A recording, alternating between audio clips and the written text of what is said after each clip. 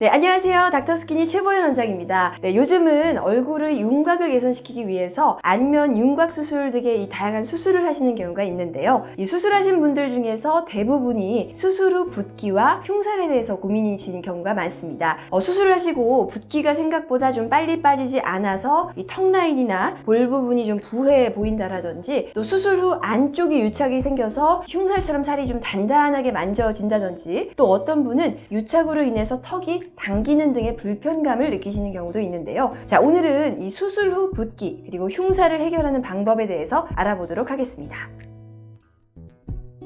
네, 맞습니다. 이 안면 윤곽 수술이나 광대 수술 등의 이런 수술을 하신 분들의 경우에 수술 후 관리가 참으로 중요합니다. 일단 수술하신 분들이 많이 호소하시는 증상에는요, 붓기나 흉살 그리고 피부 처짐이 있는데요. 자, 첫 번째 붓기의 경우 수술을 하면서 얼굴 피부 안쪽에 혈관이나 림프관이 손상을 받게 됩니다. 자, 우리 몸에서 이런 혈관이나 림프관의 순환이 원활해야 붓기가 생기지를 않는데요. 수술 과정에서 혈관이나 림프관이 손상되면서 이런 체액의 흐름에 정체가 생기게 되고요. 결국은 붓기가 잘 생기는 체질로 변하게 되는 것입니다. 자, 그래서 수술하시는 분들을 보면요, 수술 후 한 달 정도까지는 큰 붓기가 많이 빠지다가 한 달 후부터 남은 붓기는 잘 빠지지 않고 남아있는 경우가 많고요. 또 예전과 다르게 얼굴이 좀 쉽게 붓는 체질로 바뀌는 경우가 많습니다. 자, 두 번째 흉살이 생기기도 하는데요. 이 수술을 하다 보면 피부층을 박리하고 또 수술 도구로 얼굴 안쪽 조직을 손상시키기 때문에 이것이 회복되는 과정에서 피부층에 유착이 생기게 됩니다. 유착이라고 하는 것은 재생 과정에서 섬유 조직이 많이 만들어지는 것을 말하는데요. 자, 이로 인해서 수술 부위를 만졌을 때 흉살이라고 하죠. 단단하게 뭉친 살처럼 만져지는 경우가 있습니다.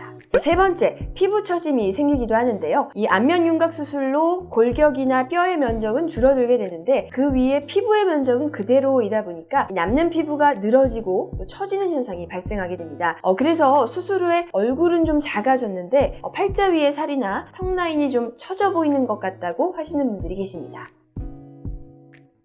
네, 먼저 붓기와 흉살을 해결하는 시술로 체외 충격파가 있습니다. 이 체외 충격파는 충격파라고 하는 기계적 에너지가 피부 표면에서 피하 조직으로 전파되는 방식인데요. 충격파라고 하는 것이 혈액순환과 림프순환을 촉진시킴으로 인해서 부종을 개선합니다. 보통 얼굴 쪽에 쌓인 부종을 쇄골 밑의 림프절 쪽 방향으로 빼게 되는데요. 여기서 시술자의 스킬이 결과를 많이 좌우하는 편입니다. 얼굴의 림프 구조를 잘 파악하고 이 림프순환을 촉진시키는 벡터를 잘 알고 시술했을 때 시술 직후에 부종이 개선되면서 즉각적으로 얼굴 라인이 올라붙는 것을 느끼실 수가 있습니다. 보통 부종이 많으신 분들의 경우에는요, 이 체외 충격파를 시술하기 전과 후에 전후 변화가 꽤 크신 편입니다.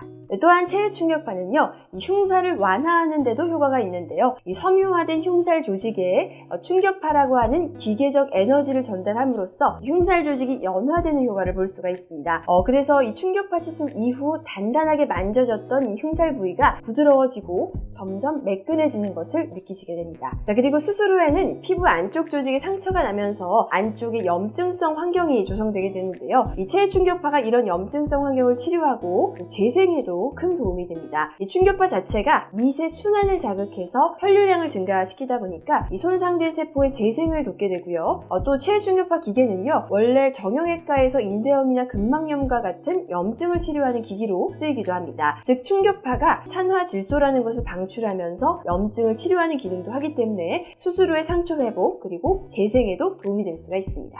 자, 그리고 세 번째, 피부 처짐을 해결하는 방법으로는 리프팅 레이저가 있습니다. 이 리프팅 레이저는요, 늘어진 피부층에 열을 주어서 피부를 타이트닝 시키는 시술인데요. 리프팅 레이저에도 종류가 여러 가지가 있죠. 울세라나 뉴테라 그리고 슈링크 등 여러 가지가 있는데요. 보통 울세라는 에너지 강도가 1에서 10까지가 있다고 쳤을 때 8, 9, 10 이렇게 강한 강도밖에 없습니다. 반면 최근에 나온 뉴테라나 슈링크는 에너지 강도를 1에서부터 10까지 다양하게 조절할 수가 있습니다. 아무래도 수술 후 몇 개월 이내에 이런 리프팅 레이저를 하실 때에는 에너지 강도를 너무 강하지 않게 조절하시는 것이 필요하기 때문에 울세라보다는 뉴테라나 슈링크 같은 레이저가 적합하겠습니다.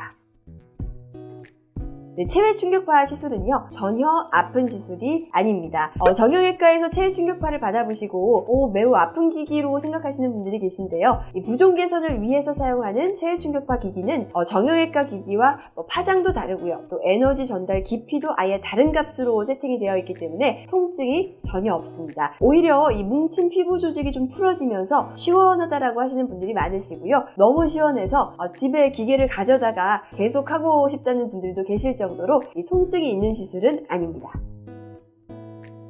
네, 보통 일주일 간격으로 5에서 10회 정도를 권해드립니다. 이 시술 횟수를 반복할수록 피부 안쪽의 염증성 환경이 치료가 되고요. 또 신생혈관이 생겨나고 또 순환이 촉진되면서 붓기가 안 생기는 체질로 치료가 되겠고요. 흉사는 점점 부드럽게 풀리시는 것을 느끼실 수가 있겠습니다.